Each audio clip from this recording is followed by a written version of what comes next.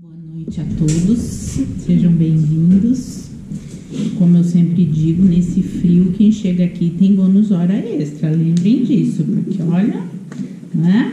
Coisa boa, muito bom ver essa sala com tantos amigos. Na noite de hoje, vamos conversar um pouquinho sobre o capítulo 5 do Evangelho segundo o Espiritismo, intitulado Bem-aventurados os aflitos. Esse é um capítulo muito interessante, muito grande, não só no tamanho, é o segundo maior capítulo em termos de páginas, maior que ele só o capítulo 28, que é o Coletânea de Preces, mas ele também é imenso no conteúdo e eu ousaria dizer que é um verdadeiro tratado de psicologia, não é? Que nos ajuda, inclusive, a entender a importância da fala de Jesus a respeito do homem novo, não é? E Kardec coloca, obviamente, aqui para iniciar, não é? Que justifica o título, Bem-aventurados os aflitos, ele escolhe 3 versículos, não é? Na verdade, 3 passagens, são mais de 3 versículos de Mateus, de Lucas e de Mateus e de Lucas, perdão, onde Jesus vai nos dizendo, não é? Bem-aventurados os que choram, porque serão consolados, os que têm fome e sede de justiça, os que sofrem perseguição pela justiça, vós que sois pobres, vós que nesse momento, enfim, tem dificuldades, bem-aventurados, porque todos seremos, né? Esses que se encontram, enfim, em todo tipo de sofrimento, terão seu sofrimento apaziguado. Porém, né, pode parecer uma coisa meio esquisita, porque bem-aventurança se refere à felicidade. Então, felizes os aflitos, felizes os que sofrem, é uma coisa meio questionável, não é? A gente fica assim, mas como assim? Então é bom sofrer? Não é bem isso, não é? E esse é o nosso objetivo aqui, refletir sobre qual é o verdadeiro significado de bem-aventurados os aflitos, os que sofrem, não é? Tem uma coisa muito interessante, é que a noção judaica de felicidade, que se bem-aventurança é uma felicidade, a noção judaica de felicidade está muito mais relacionada não a eu atingir, conquistar algo que eu quero, uma meta, mas muito mais com a jornada, o caminho que eu faço para conquistar essa meta. Então, nesse sentido, felicidade tem a ver com o caminho que eu estou seguindo, a nossa própria jornada existencial. A gente tem que lembrar, e por que eu digo, né, a jornada existencial? Porque nós aqui no planeta Terra precisamos nos lembrar que a felicidade ainda não é uma característica do nosso planeta. E por quê? Porque nós somos ainda muito imperfeitos e as dificuldades, elas estão profundamente atreladas a essa nossa ainda, a esse nosso grau evolutivo, não é? Ao grau de consciência que nós temos a respeito das coisas. Então, a espiritualidade vem em função disso e nos faz um convite para revermos como é que a gente tem levado, tem vivenciado essa jornada. E nos faz um outro convite sobre esse, que é o de, já pensaram, como se eles nos dissessem, que ser útil pode ser muito, muito, muito eficaz nessa felicidade que a gente tanto busca, porque a gente busca a felicidade e não tem nada de errado nisso, não é? A grande questão é como a gente busca essa felicidade. E por que ser útil é uma forma da gente encontrar essa bem-aventurança, de diminuir o sofrimento? Porque quando a gente serve, quando a gente está a serviço, não é, do bem, da paz, do outro, de apaziguar o sofrimento do outro, nem que seja com um abraço, com uma palavra de conforto, nós vamos saindo de nós mesmos, nós vamos deixando de pensar tanto só em nós. E ao fazermos esse movimento, nós vamos também diminuindo o nosso egocentrismo, o nosso orgulho, porque a gente vai, né, começa a considerar que a dor do outro pode ser inclusive tão ou até mais difícil do que a nossa. Então, quando Jesus diz bem-aventurados os aflitos, ele está querendo dizer bem-aventurados aqueles que sabem sofrer. Por quê?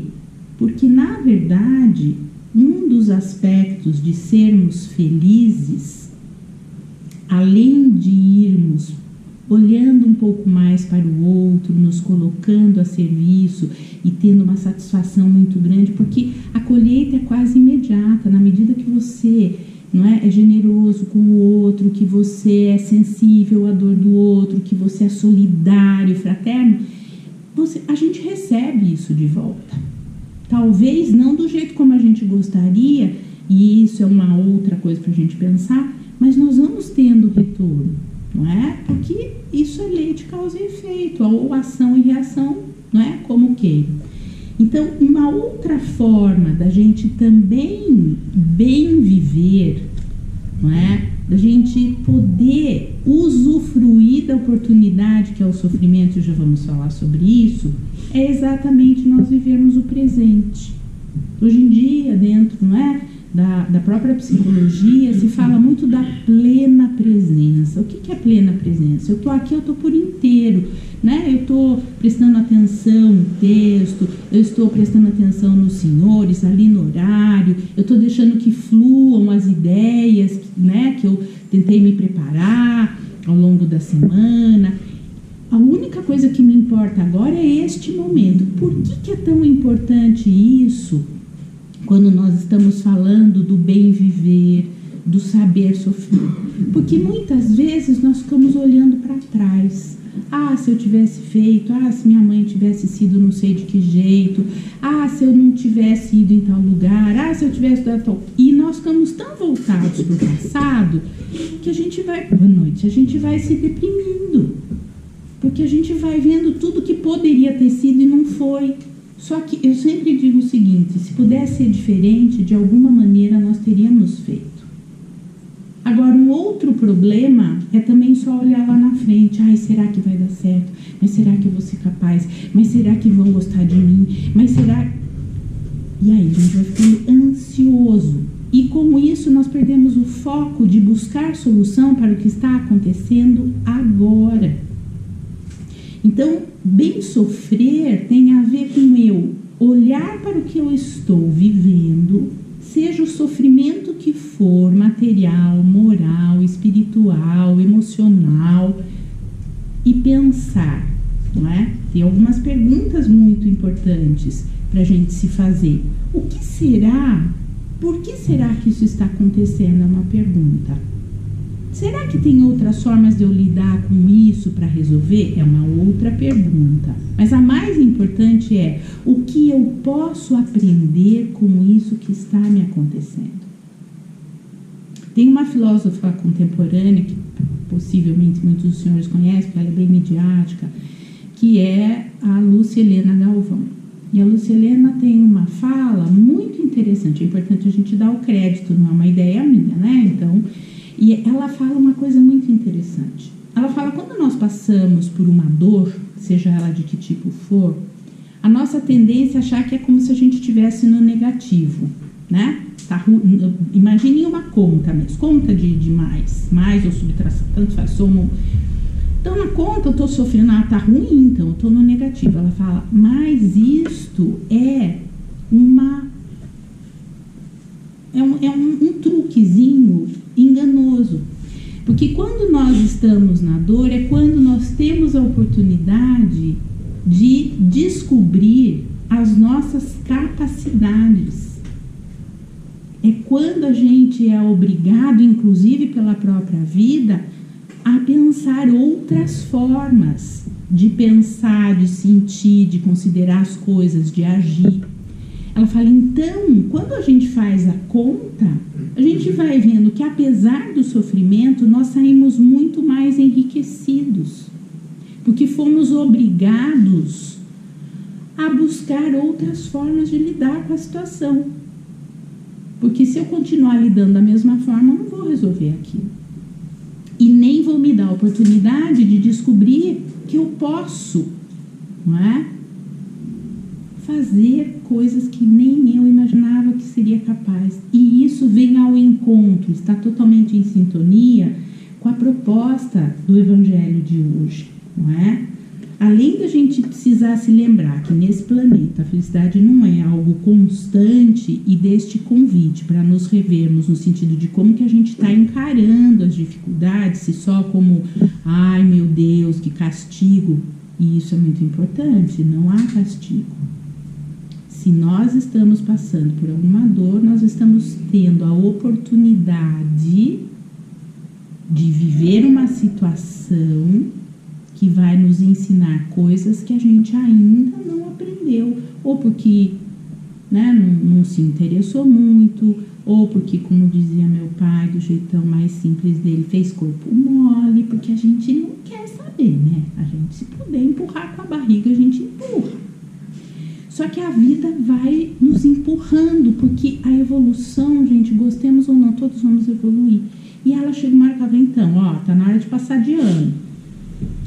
Então, há um convite aqui, né, para a gente se lembrar também que nós somos seres imortais e que temos oportunidades, não é, quantas forem necessárias, de voltarmos ao corpo físico, seja neste planeta ou em outros, não importa, para irmos nos aprimorando. Então, às vezes a gente coloca situações como se fosse sem saída, sem fim, e não é verdade. Primeiro que nada é infinito, a não ser nós mesmos, né? Tivemos começo, mas não teremos fim, porque somos seres espirituais. Esse corpício vai ficar, mas nós, enquanto espíritos, não morremos. E isso muda tudo, porque nós levamos para o outro lado da vida também aquilo que a gente ou resolveu ou não resolveu. Então, quanto antes a gente se der conta de que é vantajoso resolver aquilo que nos incomoda, aquilo que nos machuca, quando a gente se der conta disso, e que isso tem uma consequência maravilhosa, que a gente não precisa repetir aquela lição, muito provavelmente nós vamos mudar de conduta. Não dá para falar em evangelho sem ação. Isso é muito importante. Então, a gente precisa começar a pensar o quanto nós nos deixamos que a dor nos inquiete, nos impaciente, o quanto as dificuldades muitas vezes nos tornam inconformados, insubordinados. E isso só piora a dor. Isso não ajuda a resolver a dor. Aliás, corremos o risco, quando estamos revoltados, de até piorar aquela situação, com atitudes intempestivas, com atitudes impulsivas, destrutivas. Então, tem lá, não é, a frase do Emmanuel, que o Chico falava, né? A disciplina liberta. Por que ela liberta? Porque na disciplina nós vamos tentando, olha, eu já sei que esse aqui não é um lado muito bonito meu, então eu vou trabalhar isso aqui. Seja o que for, impaciência, intolerância, vaidade, né? Rebeldia. Nós tendemos a ser rebeldes. Quando a dor é com o outro, é mais fácil. Agora, quando é com a gente mas por quê? Mas quanto mais eu rezo, mais a assombração me aparece. Então, quando a gente entender, não é, que o nosso desequilíbrio acarreta ainda mais sofrimento, talvez aí a gente comece a, não é mesmo, né? Como será que eu posso fazer para isso não me machucar tanto? Joana de Ângeles fala isso. Embora o sofrimento, não é, seja uma consequência da nossa condição evolutiva, né, moral, por outro lado, e por isso que sofremos, porque são as consequências, não é, ainda dos nossos desenganos, nosso orgulho, teimosia, etc. Por outro lado, Joana fala uma coisa muito interessante. Ela fala assim: ninguém nasceu para ser infeliz. É um direito do ser humano, do espírito, querer sair da dor. A questão é como. não é? Então, quando nos deparamos com as dificuldades e começamos a buscar soluções racionais, pacíficas, isto é um sinal de que a humildade começa a raiar em nós. O humilde não é o que se submete, mas é aquele que confia no Pai, que sabe que não existe dor que nunca acabe, que sabe que nenhum de nós está desamparado. Por mais excruciante, atormentadora que seja a dor, não há ninguém neste universo que seja isolado, abandonado. Nós somos filhos do amor, lembram? João fala, João Evangelista, Deus é amor. Como é que o amor pode criar e abandonar? Gera filhos capazes de raciocinar, de criar.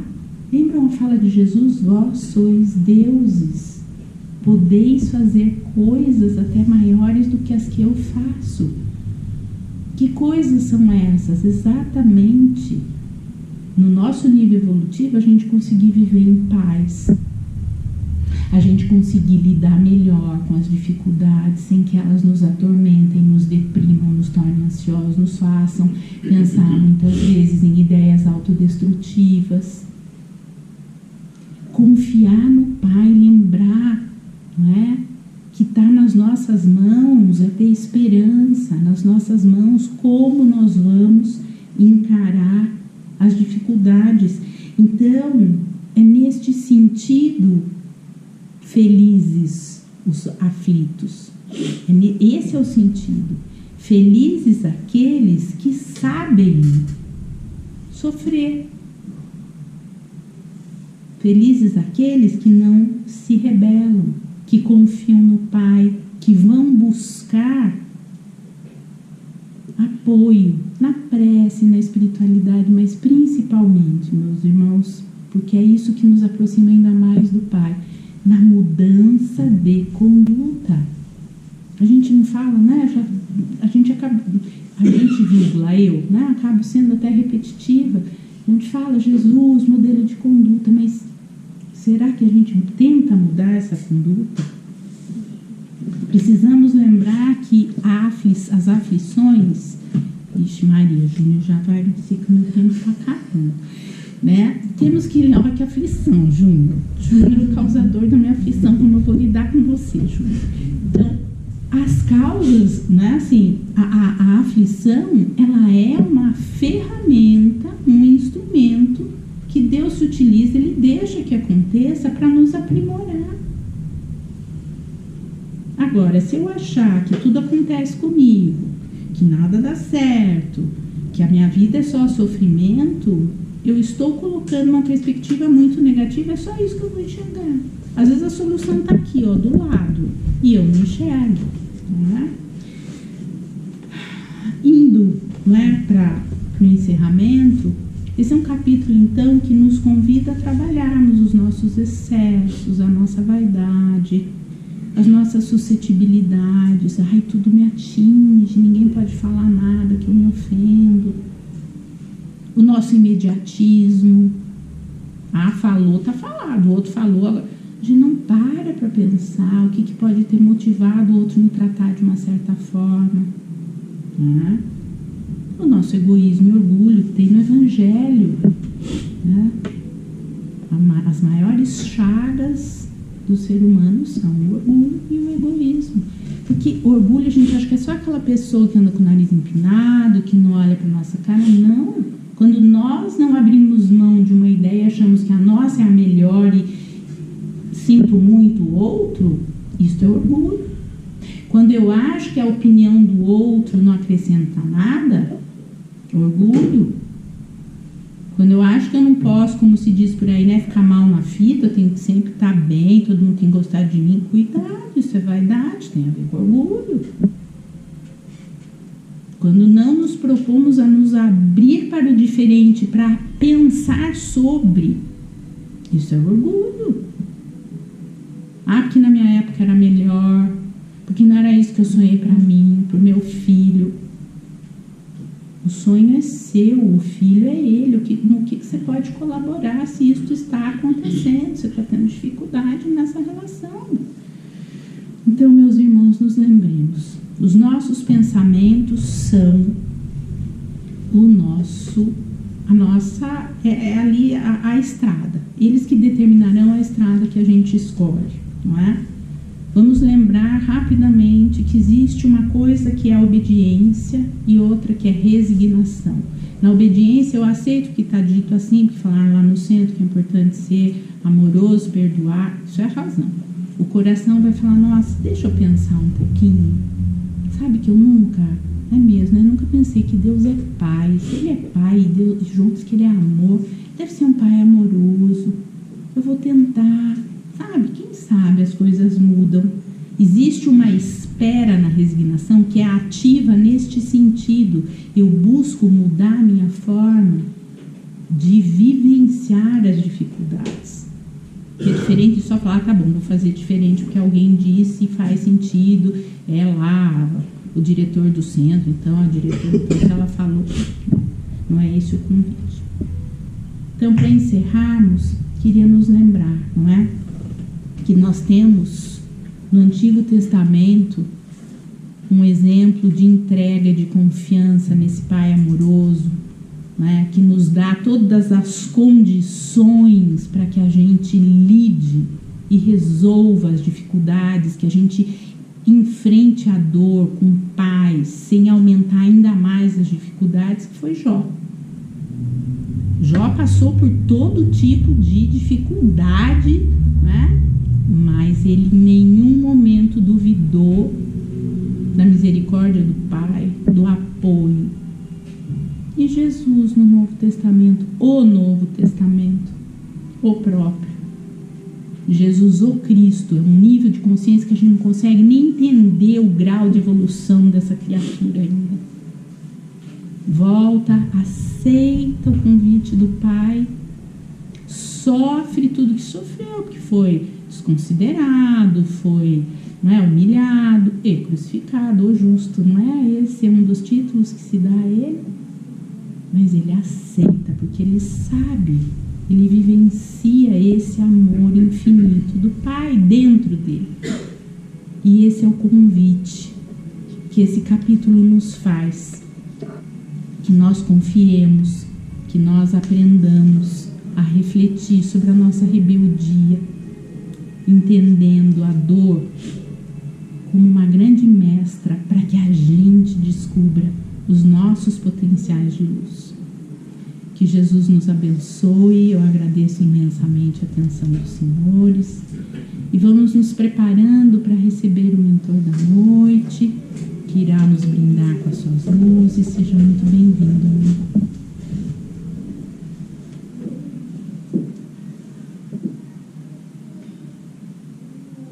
Agradeço as boas-vindas e desejo a todos que tenham paz em seus corações. O Evangelho da noite, um dos mais importantes, porque trata de um sentimento inato. Todos sentirão aflições em sua caminhada, desde o nascimento até o último suspiro. No entanto, na idade com mais consciência, é que esta aflição penetra nos corações e os caminhos são o de resignação, como disse nossa irmã, a fé, a esperança, a sabedoria, a prece principalmente os olhos voltados ao Criador, rogando por ajuda, ou o outro caminho menos feliz seria o orgulho. E este, meus irmãos, o caminho do orgulho é o mais difícil. É um caminho como um remédio amargo, mas que o ser se sente na obrigação e pensa que resolverá os assuntos por ele mesmo. Trago aqui a minha experiência quando em vida o orgulho não me deixava ao menos pensar no Criador. E passei pelos mais variados e terríveis situações de muito sofrimento. No entanto, aqui estou deste lado, trazendo aos irmãos esta mensagem que me cobre, me traz memórias, e digo aos irmãos que foram criados, todos nós, por Deus, todos são ouvidos, e não se percam por este caminho, porque, como foi dito, os irmãos não estão sozinhos. Tenham força, tenham fé nos momentos de dificuldade. Não se apartem de Deus, jamais. Assim como o caminho é mais leve e o aprendizado também, porque não vale a pena olhar para trás, e sim para frente, sempre adiante, confiante como filho e filha de Deus. No estudo, na reflexão, na meditação, um momento que pode parecer pouco, mas é aquele momento que você estará em sintonia com o mais alto. Portanto, as aflições ocorrerão, mas a felicidade e o entendimento também, o auxílio e as mãos de todos que estão ao seu lado, e principalmente do Criador. Sejam humildes neste momento, recebam as dificuldades como um aprendizado e diga sempre, como disse a nossa irmã pelo livro de Jó: Deus me deu e Deus retirou, mas louvado seja Deus.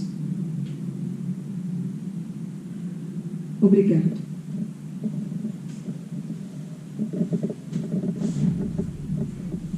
Nós é que agradecemos profundamente pela generosidade do irmão em vir nos visitar, nos auxiliar, a compreendermos ainda mais esse Evangelho da noite. Que Jesus lhe abençoe e volte sempre a esta casa que está de portas abertas para recebê-lo. E assim, agradecidos